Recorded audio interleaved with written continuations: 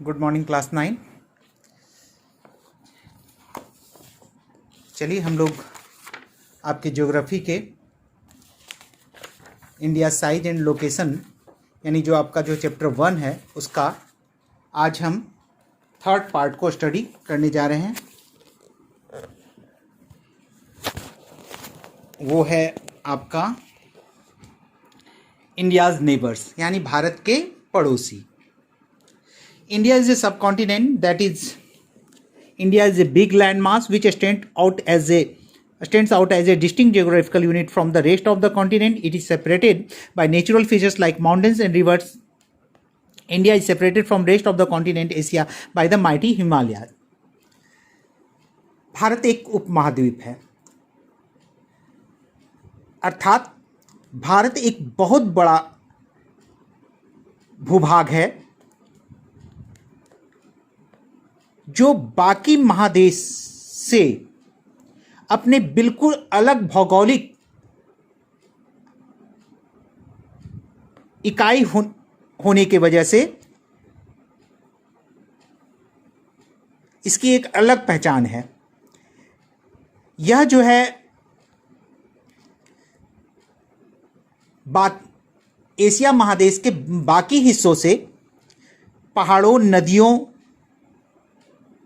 इत्यादि के कारण यह बिल्कुल अलग है।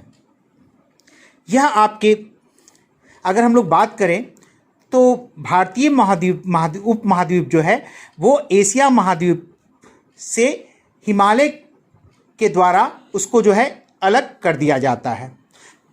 हिमालय जो है भारत को क्या करता है, रेस्ट ऑफ बाकी एशिया महाद्वीप से उसको अलग कर देता है।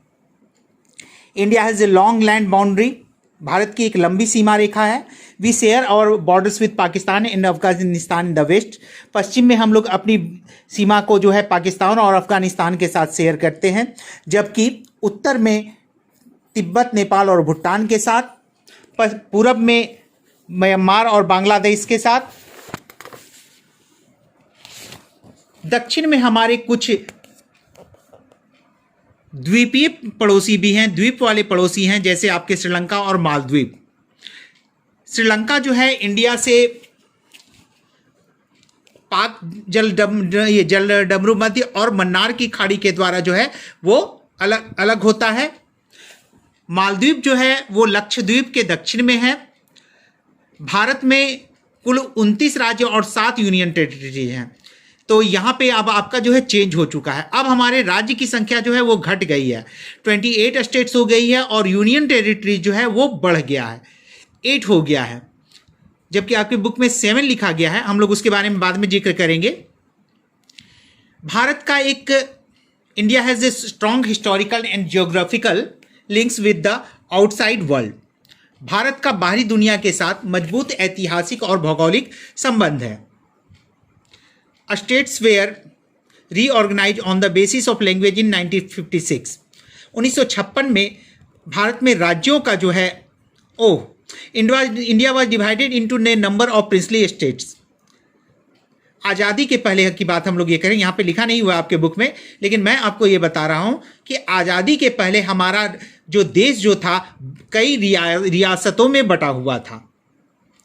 1956 में इसको जो है फिर से सुसंगठित भाषा के आधार पर जो है राज्यों का गठन किया गया और उस समय भारत जो है 14 राज्य और 6 यूनियन टेरिटरीज में बांटा गया। फिर उसके बाद several new states were created after the reorganisation of the states and currently India is divided in 29 states and 7 union territories. फिर बाद में जब राज्यों का पुनर्गठन किया गया उसके अनुसार राज्य को जो है 29 स्टेट और 7 यूनियन टेरिटरीज में बांटा गया। मैं आपको फिर से यहाँ पे याद दिला दे रहा हूँ कि अब 28 राज्य और 8 यूनियन टेरिटरीज हो गए। उसके डिटेल्स आपको जो है दिए गए हैं। अगर हम लोग यहाँ पे आते हैं तो आप लोग देखिएगा जम्मू एंड कश्मीर, ये जम्मू कश्मीर जो है हमारा अब जो है ये राज्य नहीं रहा, ये यूनियन टेरिटरीज में आ गया। और यूनियन टेरिटरी में आप देख रहे हैं 7 आपका जो है, सो यहाँ पे बुक में आपका जो है 7 है, लेकिन हमारे यूनियन टेरिटरीज में 2 बढ़ रहे हैं। एक जम्मू एंड कश्मीर हो जा रहा है और दूसरा हो रहा है एक लद्दाख।